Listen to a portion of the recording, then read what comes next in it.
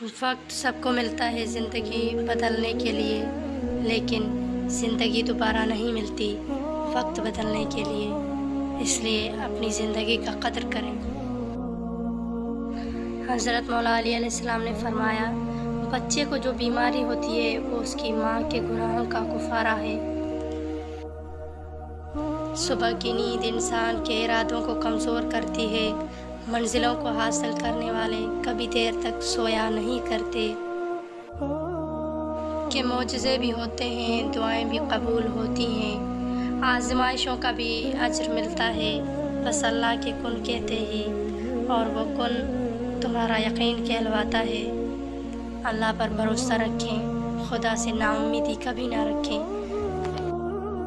100 دوستوں سے وہ ایک دشمن اچھا ہے جو دل میں نفرت تو رکھتا ہے لیکن منافقت نہیں۔ میں بہت خوش ہوں کیونکہ مجھے کسی اور سے کوئی امید نہیں سوائے اللہ تعالیٰ کی ذات سے۔ وہی میرا رب ہے، وہی میرا سب ہے، وہی تو میری ہر دعا سننے والا ہے، وہی میرے درد سمیٹنے والا ہے اور وہی مجھے عطا کرنے والا ہے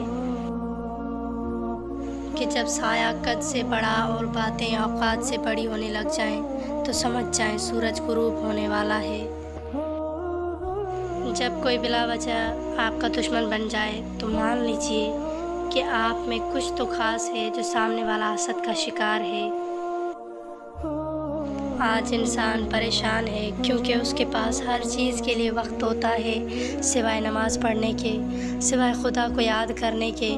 ہم ہر چیز کر لیتے ہیں لیکن خدا کا ذکر نہیں کرتے، نہ ہی خدا کو یاد کرتے ہیں، اور یہی وہ وجہ ہے کہ جس کی وجہ سے ہماری زندگی کی پریشانیاں تکلیفیں بڑھ جاتی ہیں اور ہم اسے برداشت نہیں کر پاتے کہ ہر عمل کا ایک مکافات عمل ہے اور یہی اللہ کا قانون ہے۔ اس لیے صبر کرو اور اللہ کا انصاف دیکھو، بے شک وہ بدلہ لینے والا ہے۔ کن سے فیکون تک، صبر سے معجزوں تک معاملہ خدا کا ہے۔ جس نور کی تمہیں تلاش ہے وہ قرآن ہی تو ہے، اور اللہ اپنے نور سے جس کو چاہتا ہے سیدھی راہ دکھاتا ہے۔ یہی وہ کلام ہے جس کے ذریعے بندے سے خدا باتیں کرتا ہے، جس کے ذریعے بندہ اپنے رب سے بات کر لیتا ہے۔ خوش رہا کرو کیونکہ پریشان ہونے سے کل کی مشکل دور نہیں ہوتی بلکہ آج کا سکون بھی چلا جاتا ہے، اور یہ زندگی بہت مختصر ہے، اس لیے اسے کھل کر جئیں، کسی پریشانی کسی دباؤ کا شکار ہو کر نہ جئیں، کیونکہ اس کے بعد آپ کی زندگی نہیں کہلائے گی بلکہ بوجھ ہو جائے گی۔ وہ دھاگا جسے بار بار کاٹا اور جوڑا جائے وہ دھاگا نہیں رہتا بلکہ گانٹھوں کا ٹکڑا رہ جاتا ہے۔ اسی طرح رشتوں میں احتیاط کریں، ورنہ بار بار کاٹے اور جوڑے جانے سے رشتے بھی صرف نام کے رہ جاتے ہیں اور ہم اپنے سچے رشتوں کو کھو دیتے ہیں اپنی ہی باتوں کی وجہ سے، اپنی ہی لاپرواہی کی وجہ سے۔ 1.5 ارب ہو کر بھی ابابیلوں کے منتظر مسلمان کہ وہ آئیں گے 80 لاکھ اسرائیلیوں سے ہماری جان چھڑائیں۔ باخدا اگر ابابیل آئیں تو وہ اپنے کنکر یہودیوں کو نہیں بلکہ مسلمانوں کو ماریں گے، کیونکہ جو مسلمانوں کے آج حال ہیں، ہر چیز بھلا بیٹھے ہیں، خدا کے دین کو، نبی کی سنت کو، انسانیت کو۔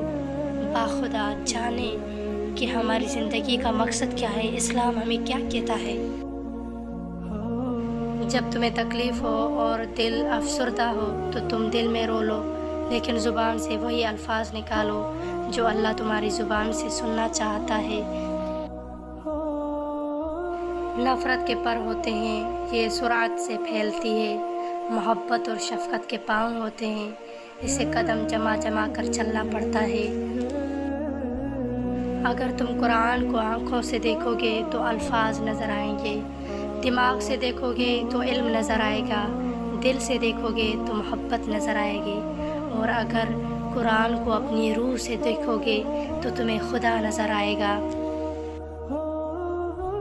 اگر کوئی شخص آپ کو چھوڑ جائے یا آپ سے منہ پھیرے تو غمگین مت ہونا، کیونکہ ممکن ہے کہ یہ آپ کی اس دعا کا نتیجہ ہو جو کبھی آپ نے مانگی تھی کہ رب العالمین ہر اس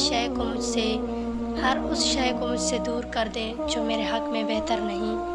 اس لیے پریشان نہیں ہوا کریں، آپ کی وہ دعا قبول ہو جاتی ہے۔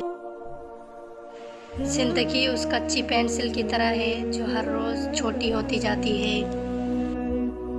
آج کے دور میں تعلقات کو ٹھیک کرنے کی کبھی کوشش نہ کریں، بلکہ اپنی مالی حالات ٹھیک کریں، تعلقات خود بخود ٹھیک ہو جائیں گے۔